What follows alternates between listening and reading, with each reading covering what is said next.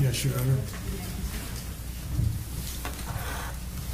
In your opinion, was it appropriate for Detective Keith Sandy to deploy the noise flash diversionary device that was used in this case? Yes, sir. Please explain your opinion. The distraction device or noise flash diversion device will cause people to react to it, and usually, and I mentioned about 70% of the time, they will go to the ground, prone out on the ground. Also in the deployment here, no chance of injury because it was being deployed in rough terrain and away from the subject. Therefore, there would be a lower decibel level, and the flash in the daytime isn't as effective as it would be in the evening. But it was a reasonable effort, and the first and foremost thing, and no injury to anybody. So, in your view, what can you say about the fact that the flashbang didn't work, and whether that made the decision to use it a bad one? Because something doesn't work would be comparable to having a problem like a common cold and not taking medication, or you take medication and it doesn't work. So you try something that you have had success with previously, and it has worked on some occasions. There's no reason, if it's not going to be injurious to anybody, not to use it here. Watching his reaction, I don't see him flinch. So he had no reaction to it. When you make an assessment as to whether a person against whom a noise flash diversionary device has been deployed, how do you determine whether the suspect is being affected by that device? By observing his response instantaneously after the initiation of the device, when it goes off. So you've watched the video that was taken from Officer Perez's helmet camera. Is that yes? Yes.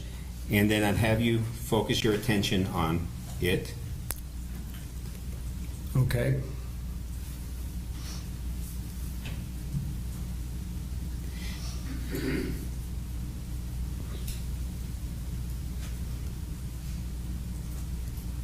What, if anything, do you see that would indicate Mr. Boyd was affected by the noise flash diversionary device? I really don't see anything that affected him. In your opinion, why wasn't the noise flash diversionary device effective on Mr. Boyd? In my opinion, it's because of his mental state and emotional state that would create a failure to react. What is the basis in your training and experience that has led you to this opinion?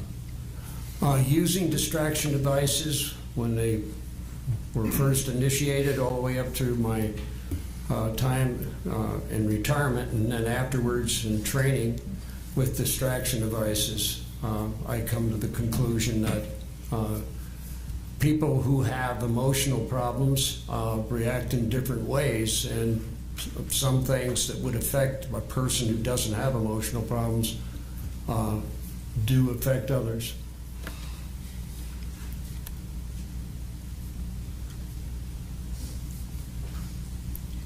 Now, do you see the police service dog being deployed? Yes. Now, in your experience, how effective is a police service dog in resolving a situation in which an individual is armed with a deadly weapon such as a knife? In terms of, first of all, what would I consider effective, and that is the dog is released and it makes contact and goes on bite. In other words, bites the subject that it's intended to bite. Would you please explain how a police service dog is trained to bite as opposed to the way in which a family dog might bite it?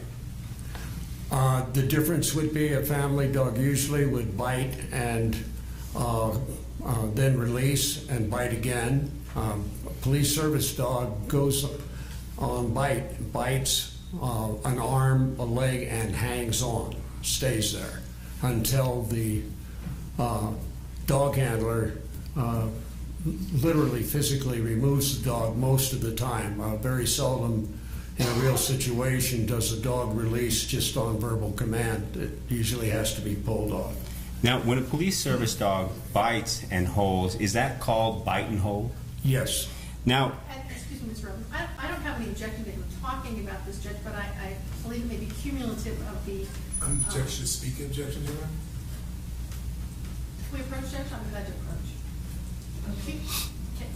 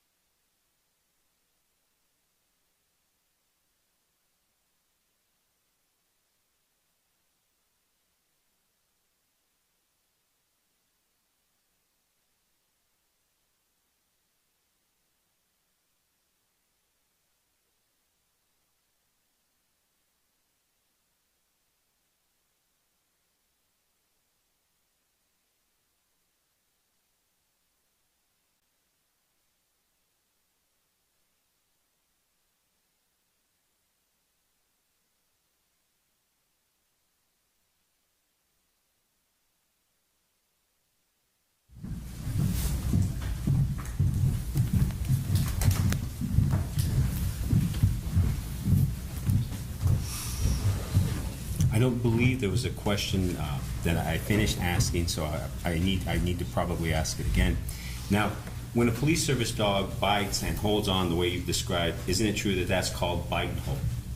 Yes, sir. That's a phrase that is used.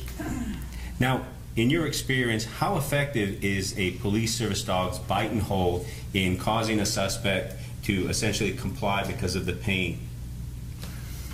It's based on my observation, the use of it in real-world circumstances, the use of a dog, they're very successful. They do get injured when somebody is armed, subject armed with a gun or a knife. Dogs have been injured or killed. The dog is very reliable based on my observations in real-life situations. Now, at this particular point, if you can focus your attention on that blue arrow, do you see that? Do you know what that device is, the weapon with the yellow?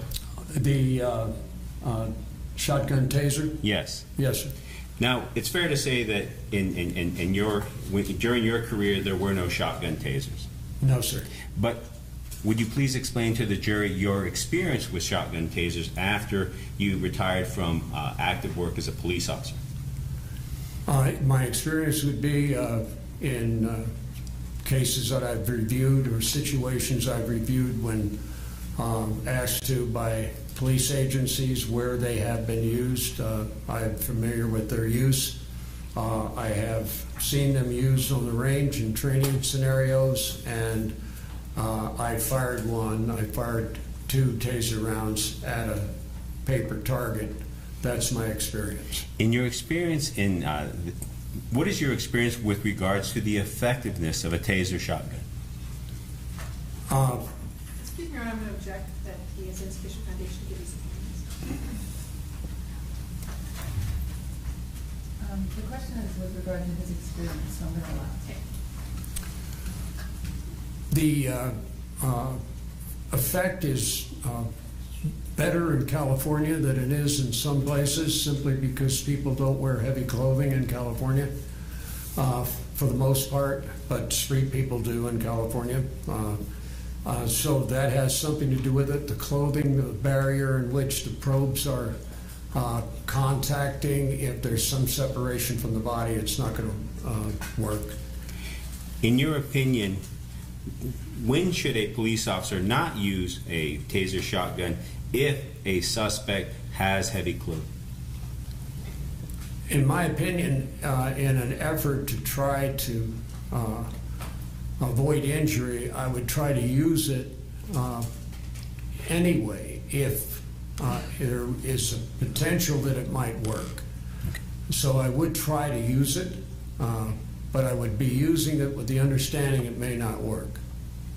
In your opinion, or I should say, in your opinion, would you please explain to the jury your view on whether it was appropriate to use the taser shotgun against Mr. Boyd?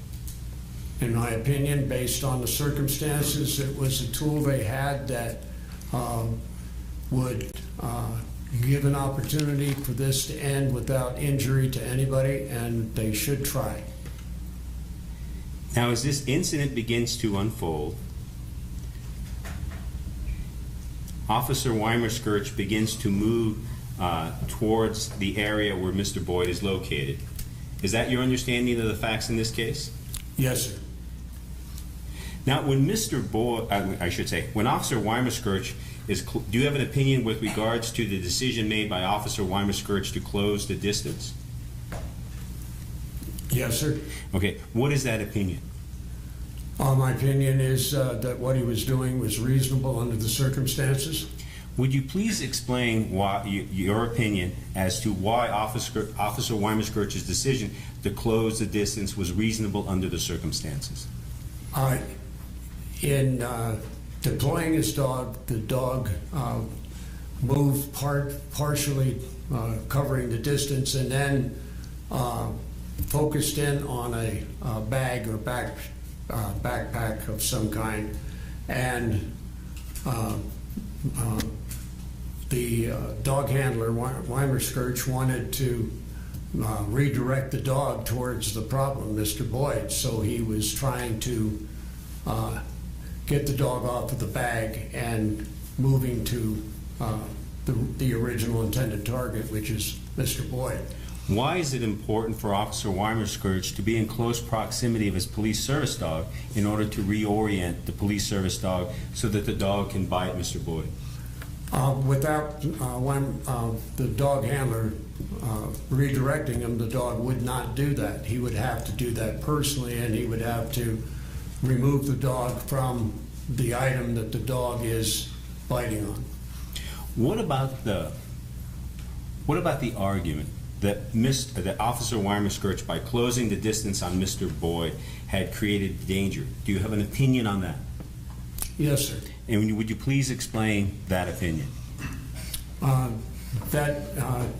The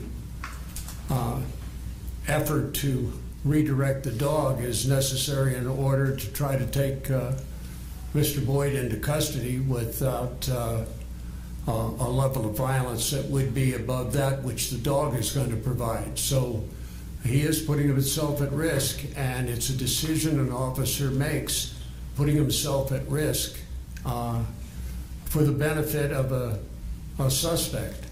But he made that decision, and that kind of professionalism you would hope every police officer has. Would you please explain your statement, that is that Officer Weimer-Skirch closed the distance and put himself at danger, but it was for the benefit of Mr. Boyd? Well, the effort to take Mr. Boyd into custody utilizing the canine, when that ended, then the other option is a more damaging use of force, a potential for use of force, even deadly force. So he's trying to avoid that and redeploy the dog. What about the possibility that by closing the distance, Officer Weimer-Skirch is coming into closer contact with Mr. Boyd, and that Mr. Boyd now has the opportunity to use deadly force on him? In your opinion, why is that a reasonable step to take if, in fact, he's creating the opportunity for Mr. Boyd to use deadly force against him? The officer has to make difficult decisions in split seconds. And the officer, in my evaluation of an officer making judgments in split seconds, is the officer doing something and doing something in a professional way? is he departing from professional conduct, or is he acting like a professional and trying to solve the problem? And in my opinion, he certainly was doing that. Now, is he at risk when he's closer? Yes. Is it reasonable for him to try to redeploy the dog and try to get the dog to be the solution rather than something that's far more threatening to Mr. Boyd? Yes. Putting himself at risk is a decision police officers make every day, and he did. Now, as the video moves forward, you see the command, and this is the second command, get on the ground now. Do you see that? Yes, sir. And having listened to the video, you would agree with me that that command was given, is that right? Yes. Based on your review of the videotape, approximately how many times was the command to get on the ground given? As I recall, about 5 times. Okay. 4 or 5 times. In your opinion, would you please explain why the decision to give the command, get on the ground, was a reasonable one? It's reasonable because once somebody no longer has a base, in other words, standing on their feet spread about shoulders width apart in a attack mode, take that away, and they're on the ground, and they're on their face on the ground with or without knives, they're far less a threat to injure or kill officers. So it would reduce the threat to the officers, not completely eradicate it, but it would reduce the threat to the officers and reduce the potential for having to use more force. In your review of the evidence in this case, did you find any indication that suggested to you that Mr. Boyd was ever complying with the commands, get on the ground? Based on everything I could see, he did not, no. In your opinion, instead, how did Mr. Boyd react or respond to the commands to get on the ground now? He removed the knives from his pockets. He had the knives, one in each hand, and as he did so, his body movement would indicate that he's preparing to stab and kill the officers, in my opinion.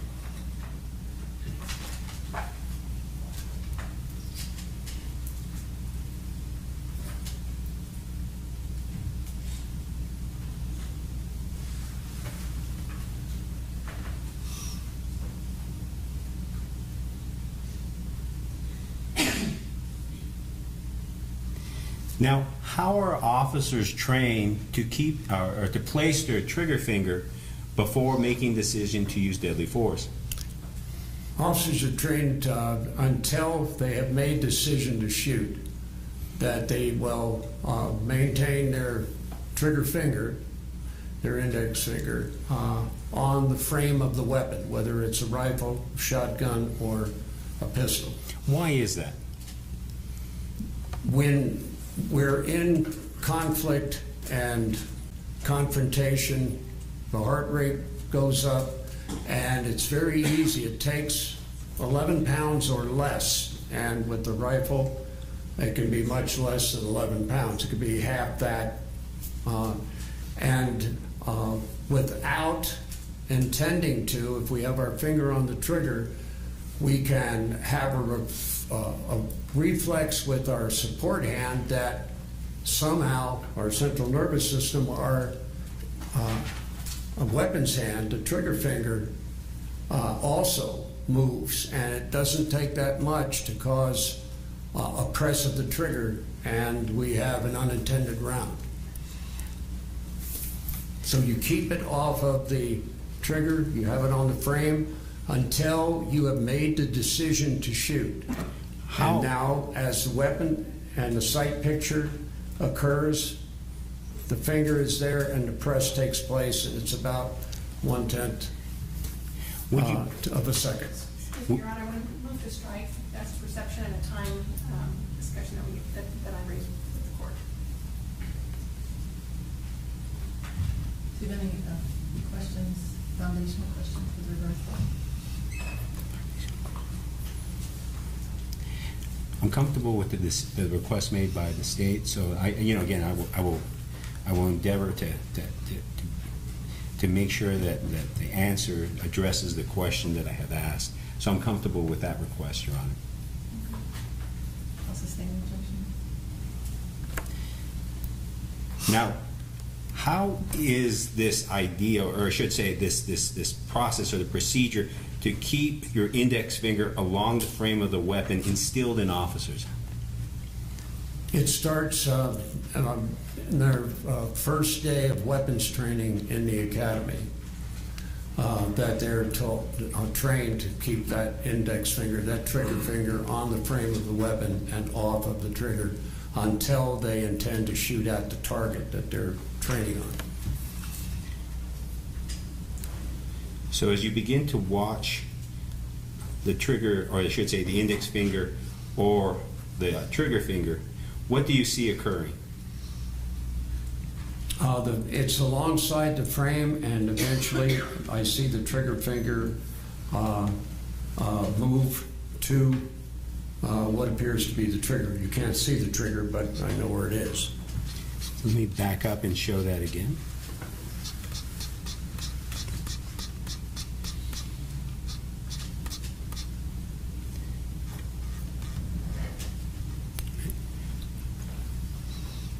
What does that, in your opinion, what does the fact that Officer Perez... Right. Your Honor, I'm going to object to the writing that said Boyd takes a step, because I think that is disputed here, and that should not be on the video. It should not be on this video. So, but we can go past it. If we're past it and it won't say that again, that's fine. But I'd like that if this video goes to the jury, that not be on it, because that's disputed in this case. Okay, so we can have that discussion Okay. at another time, since it's played. I understand that this is an exhibit being used by defense, and this is their argument. Correct fashion. So we'll address that later. All right. In your opinion, how do you interpret the movement of the index finger or the trigger finger from the frame to the trigger? I interpret that as the officer has seen a deadly force problem for him and has made the determination that he is going to fire. Using this particular Exhibit B5 and the frame that's being shown, would you please explain to the jury what it is that you see that leads you to conclude that Mr. Boyd posed a deadly threat? Mr. Boyd is in a position of advantage in that elevated position where he can go downhill in a reasonably rapid rate, and even with the rough terrain, going downhill there I found to be much easier than going up. Then he's armed with the two knives. His body language isn't one of surrender, where he's raising his hands above his head or dropping the knives. There's no indication of surrender. There's every indication that he's armed and intends to resist. And so therefore, it's totally reasonable for the officer to make that decision. He's sworn to protect the lives of citizens and other officers if he sees that their life is being threatened. And that's his duty, his sworn duty to do it. I'd like to have you assume that Mr. Boyd doesn't take a step. And so let's just assume that that did not happen. In your opinion, would it have been reasonable to shoot Mr. Boyd if he didn't take a step? Yes. Would you please explain why that is? Yes. Taking everything into consideration, the fact that Mr. Boyd has a history and they know what his history is. They know he has attacked police and others before, been arrested and convicted of that. Knowing that he has said, and all of this has to be taken into consideration, in my opinion, knowing that he has said multiple times that he will kill the officers and he intends to use the knives to kill the officers if they close on him. Now he has the knives in both hands. There is no indication that he is going to submit to arrest, surrender.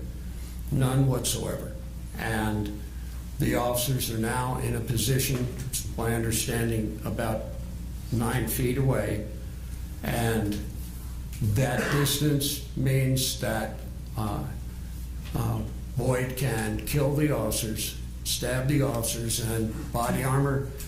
There's other areas where the officer is vulnerable. His neck, his face, up here below, above the collarbone, where he can be stabbed. And that's happened, and officers have been murdered that way. So therefore, the 2 knives, the positions of the officers,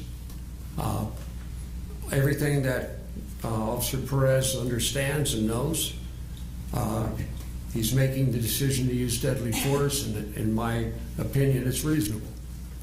Now, I'd like to talk to you about this idea or this notion called sympathetic fire. Do you know what that is? Yes, sir. Would you please explain what sympathetic fire is?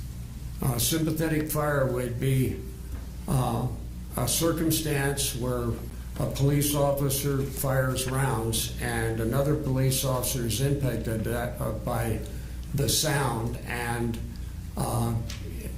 winds up pressing the trigger themselves in response. What usually is the indicator of that is the sympathetic fire is 1 round. It's a whoops. Bangity bang from somebody else banged me, and gosh darn, I pressed. It's usually 1 round if it's sympathetic fire. Now, could you please demonstrate to the jury how you would actually how you can determine what is sympathetic fire and what isn't sympathetic fire by the time lapse, or the lapse of time between the fire and the sympathetic fire? There's a very short time lapse with sympathetic fire, but usually there's a time lapse that's involved, but it's very short. Okay. Now, are you able to demonstrate, for example, vocalizing what sympathetic fire sounds like as opposed to fire that isn't sympathetic? My best example is that 1 round. We fire 1 round at an individual. What usually happens with police officers is they fire, and they fire multiple rounds. And what causes them to stop once they made the decision to shoot is they're looking through the rear sight and the front sight, and what they're shooting at disappears from the sight picture. That's what causes them to stop shooting. It's not like, well, I just fired 5 or 6 rounds and now I'm going to see what's going on. They'll fire until that problem disappears from the sight picture. So when it happens, that's what causes them to stop shooting most of the time. In your opinion, how many rounds does a reasonably well-trained officer fire? A reasonably well-trained officer will fire 5 or 6 rounds. A well-trained officer will fire 3. And there's a time factor involved in that too, and how fast those rounds go off. Okay. Now, in your review of the evidence in this case, what evidence, if any, did you find that there was sympathetic fire? I don't see sympathetic fire here. Why is that? The sympathetic fire, again, I go to the 1 round. If there was sympathetic fire, oh gosh moment, that would be 1 round. There wasn't. Both officers fired 3 rounds. The sequence of that, the time of that is very, very, very short, far less than a second. forgot to ask this question, and I should have asked it when we were discussing a layered, less lethal response. What is the role of a cover officer in a layered, less lethal response? A cover officer's responsibility is a life insurance, if you will, for those officers who are going to be predictably in proximity of a suspect who can use deadly force. And it's a practice that's been a part of policing, both patrol and special weapons and tactics, for quite some time, many years. Their job is primarily to assess and evaluate second by second what's taking place and provide security for those officers who are going to be putting themselves in harm's way. When you say security, what precisely do you mean is the role and the responsibility of a cover officer? The role and responsibility simply is, if things don't go well and there's a deadly threat that's seen by that officer, his responsibility is to use deadly force and stop that threat. He's supposed to fire rounds and put the threat down. I'd like to have you assume these facts. I'd like to have you assume that Officer Weimer-Scourge placed himself in a dangerous situation in terms of his proximity to Mr. Boyd. Let's just assume that's a dangerous situation for that officer. How, if in any way, does a cover officer's responsibility change if Officer Weimer-Scourge made the decision that created a dangerous situation for himself? Because an officer makes a tactical error. In this case, with Boyd not going down, it would have been better had the officers not moved towards him. That created a problem. They should have waited until they went to the ground. If he didn't go to the ground, then they shouldn't have closed. They did close, which meant that now Mr. Boyd, if he decides to, can present a deadly force threat to the officers with the knives. And therefore, that occurred, and deadly force was used by the officers that were in the responsibility of covering with deadly force the actions of Weimer-Scourge, Ingram, and the other. Sandy was moving with them too, and he also fired. So please explain if I'm incorrect, but is it correct to say that that the cover officers had a responsibility or a duty to provide deadly force, even though Officer Weimer-Scourge may have created a dangerous decision for himself? Yes, sir. They should have done that. Now, in your review of this case, have you learned that Mr. Boyd was shot in the back? Yes. What, if anything, and again, I'll have you assume that Officer Perez shot Mr. Boyd in the back. Let's just assume that that is true and correct. Knowing that fact and taking that fact into consideration, what, if anything, does that tell you about the reasonableness of the officer-involved shooting of Mr. Boyd? It doesn't detract from the reasonableness at all. When people are shot, they turn. When police officers are being shot by suspects, they turn.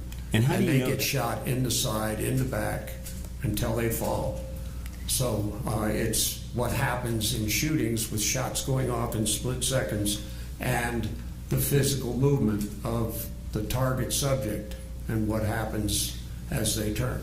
In your experience, would you please explain why rounds, bullets, affect the way in which people position themselves and may cause them to change positions?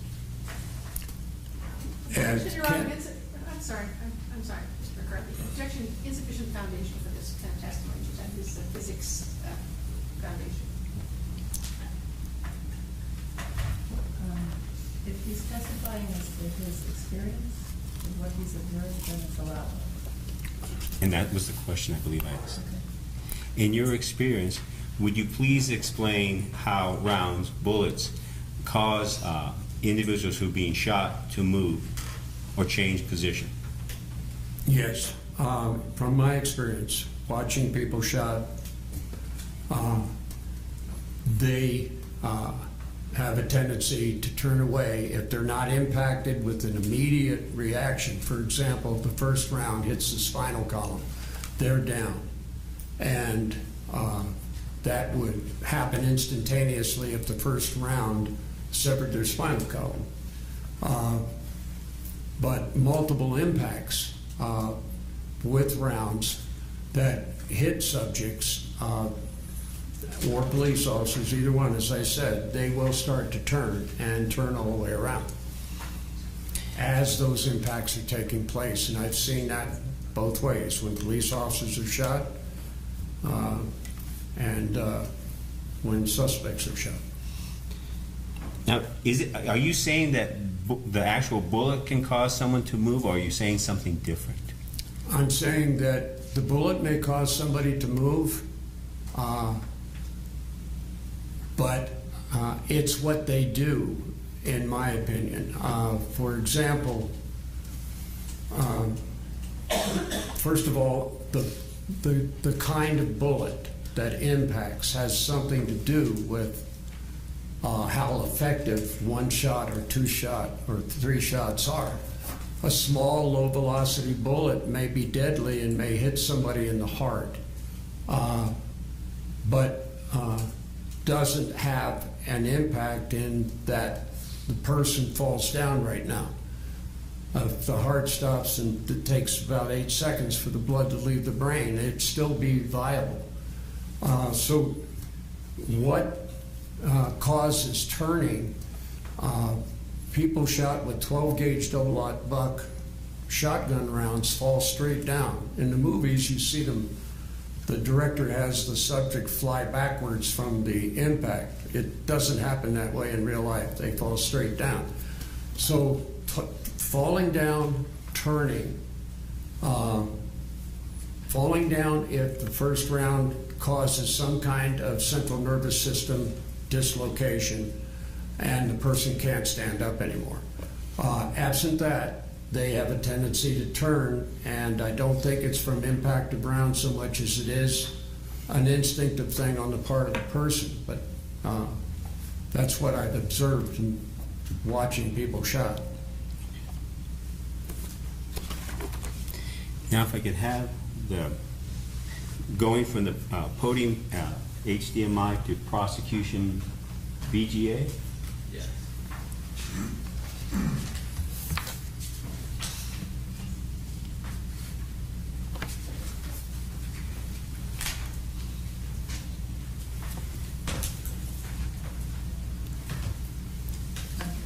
Yes. I'm just waiting for it to respond.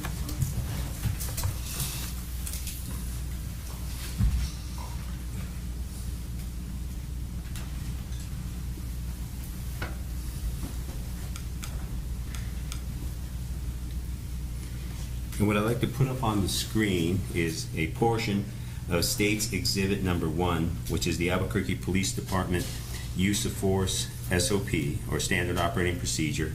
And we are going to focus on Section 2-52-2G.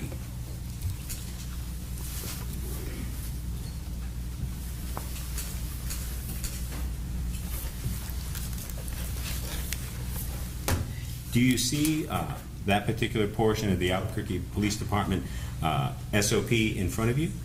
Yes, sir. Now, I'd like to focus on some very specific language on this. And do you see where it says the reasonableness, the reasonable officer on the scene at the time of the action, rather than with 20/20 hindsight? Do you see that? Yes, sir. Would you please explain to me what dangers exist when you view an officer use of force using 20/20 hindsight?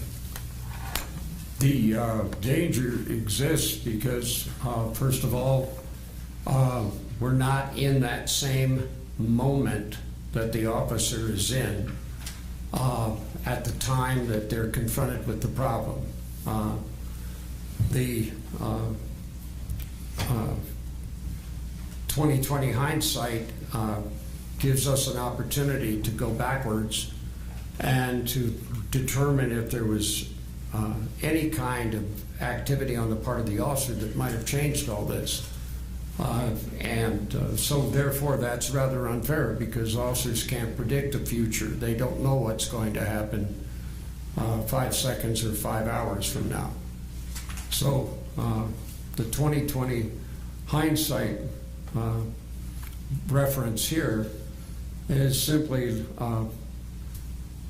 please let our decision be made based on what the officer was facing right at that time and what they knew right at that time.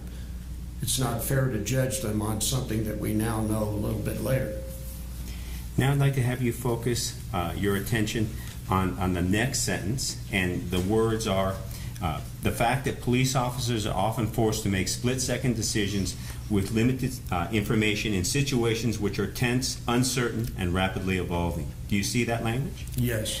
Why is it appropriate for an officer use of force, the use of deadly force, to be reviewed with making accommodations for the fact, or allowance for the fact, that they are split-second decisions and that they are made with limited information in situations which are tense, uncertain, and rapidly evolving?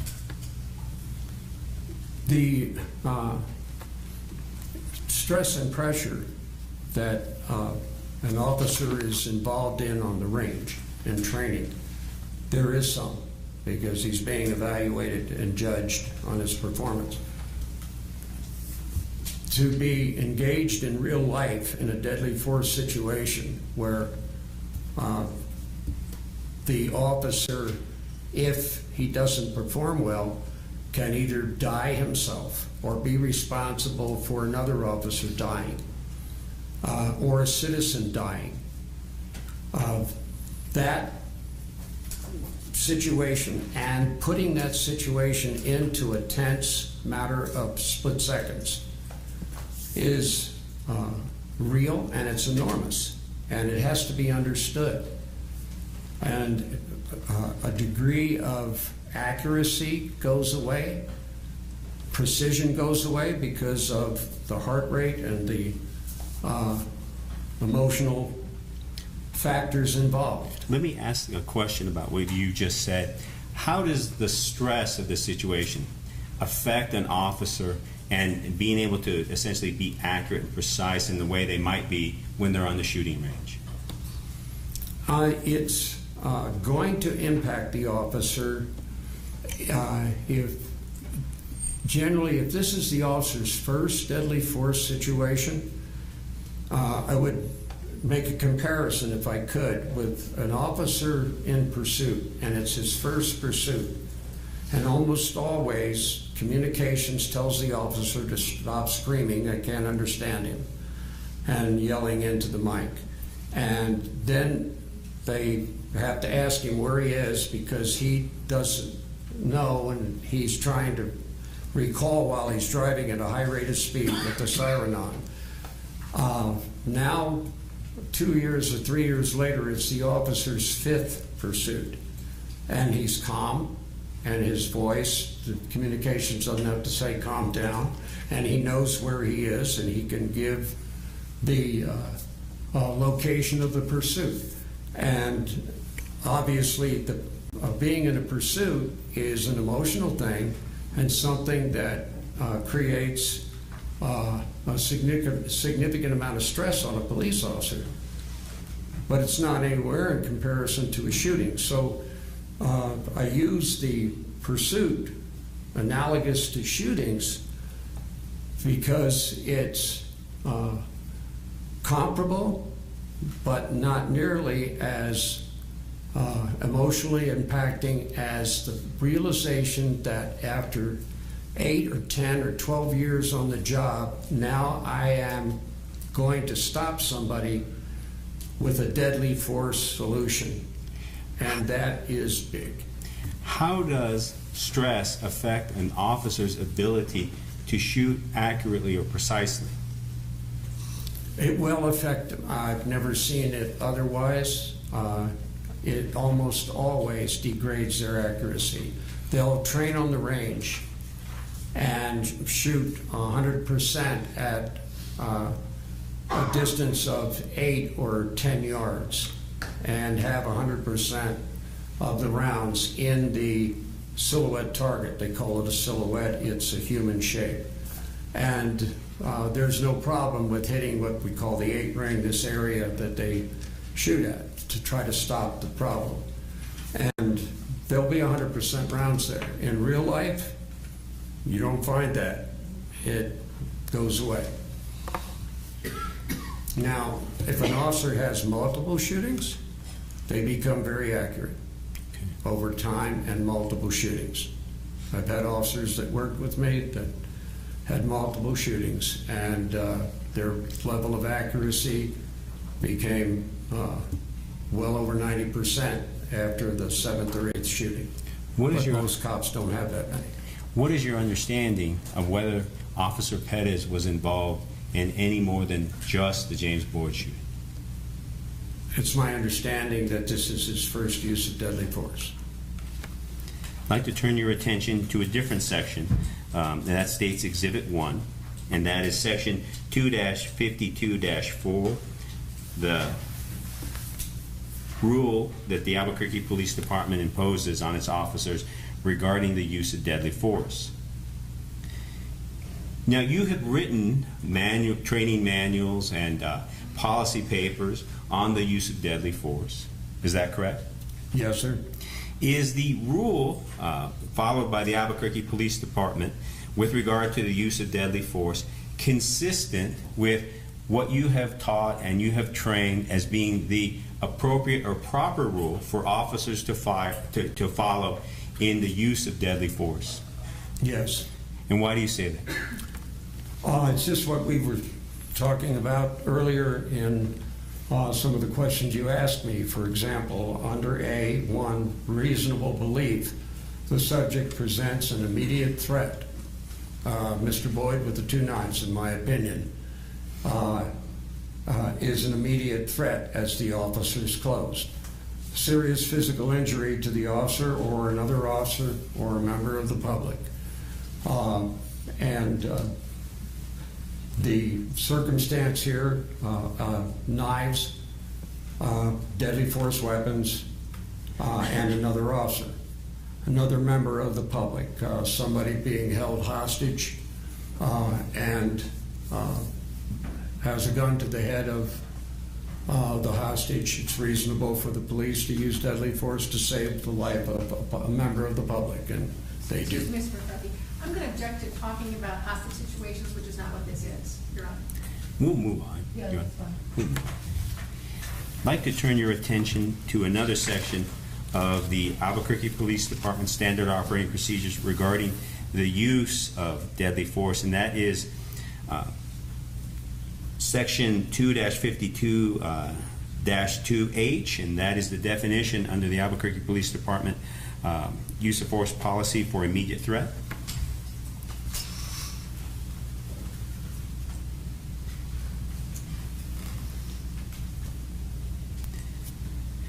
Again, relying upon the work that you have done writing training manuals and policy papers on deadly force, is it correct to say that the rules that are followed by the Albuquerque Police Department regarding how to determine an immediate threat are consistent with the way that law enforcement officers are taught to assess an immediate threat throughout the country? Yes. Now, there are different articulations used by different departments, is that right? Yes. Yeah. Would you please explain how this particular explanation of assessing immediate threat is consistent with the different ways in which other law enforcement agencies have defined immediate threat?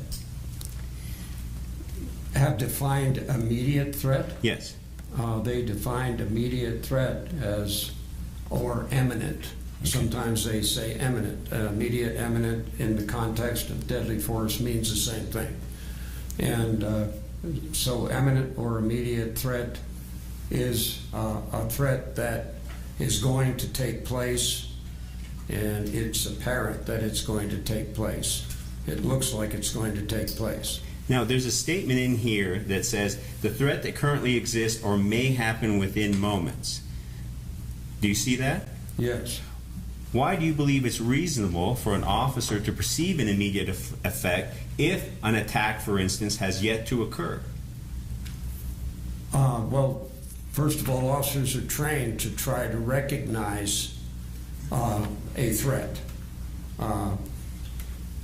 before you can see it. Can I use an example? Would you please use an example to illustrate the point that threats may happen, that a deadly threat may exist, and even though the attack has yet to occur? There were 4 officers murdered in a coffee shop in Tacoma, Washington, about 3 or 4 years ago by a suspect. The next night in Seattle, Washington, Officer Dan Kelly was on patrol and saw a stolen car abandoned in the street and stopped. And he exited his car to investigate the stolen vehicle. As he was doing it, he felt like he wasn't alone. Either he heard something or sensed it, and turned and saw a man walking towards him, and saw the man move his hands underneath the sweatshirt, and in a manner that Officer Kelly's training and experience was consistent with the body movement that somebody makes when they're obtaining a weapon that's in the waistband. And he shot the subject and then got on the radio, and other officers got there. And when they got there and they pulled up the shirt of the suspect, the sweatshirt, the dead officer's gun that the suspect had taken from the coffee shop was in his waistband. So Officer Kelly shot at what his training and experience told him was a deadly threat that was imminent, but obviously he didn't see a gun yet. He didn't see a gun pointed at him. Was it an imminent threat when the gun was in the waistband and the subject was reaching for it? Yes. Had he waited and the gun was presented, then he wouldn't have been able to save his life. So he shot at what he reasonably believed was a threat based on his experience and training, and the time of the situation, a stolen vehicle right there, it's 2 o'clock in the morning, and here's this guy walking in the street towards him, and he was also describing the manner in which he was walking, not like a good citizen that goes, "Hi, officer, can I talk to you?" That didn't happen. So that's my example of what this means. Now I'd like to focus on intent. In your review of the evidence in this case, did you find that a reasonable officer would have concluded that Mr. Boyd presented the intent to cause serious physical harm on Officer Weimerskirch? No question. Why do you say in my that? mind. Why do you say that? First of all, he drew knives from his pocket when the distraction device initiated. You have a subject who has said he's going to kill police officers if they approach him, and he says it multiple times, and now he is retrieving the knives from his pocket and arming himself with the knives and not obeying the commands, get down on the ground, get down on the ground, but standing where he is with the knives presented in such a way that you would only construe them to be about to be used in an attack on officers when they closed to that distance. So officers are trained to respond to that circumstance. In your review of the evidence in this case, did you find that a reasonable police officer would have concluded that Mr. Boyd had the means of delivering deadly force against Officer Weimerskirch? Absolutely, yes. Why do you say that? We know that officers are murdered and citizens are murdered with knives, no question. The subject is not a frail old man or a frail old lady. The subject is a impressive physical figure. All of it put together, there's no question that the officers have every reason to believe that they need to use deadly force. With regard to opportunity, in your review of the evidence in this case, did Mr. Boyd have the opportunity to cause serious physical harm to Officer Weimerskirch in the situation in which he was shot? Yes. Would you please explain your opinion?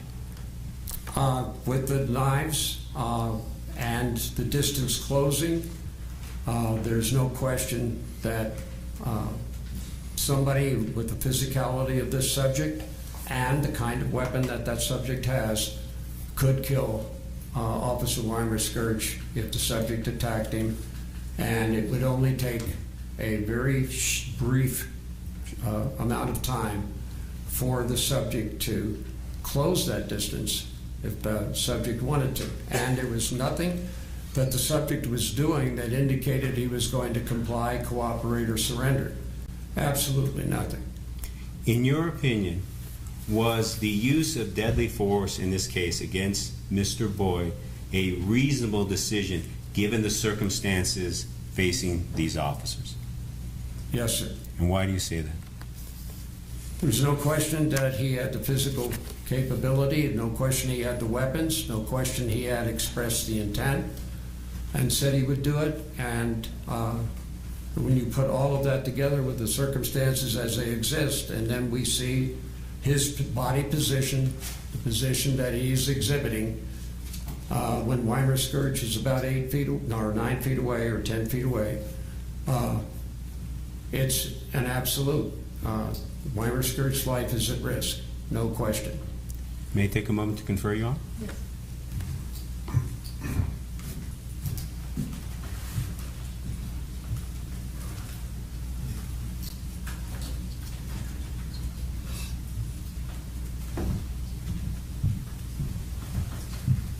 Those are my questions. Pass the witness. Since it's 12:40, I'll ask that we have the jury return at 1:40 to the first floor jury assembly room. Give you a lunch break. Thank you.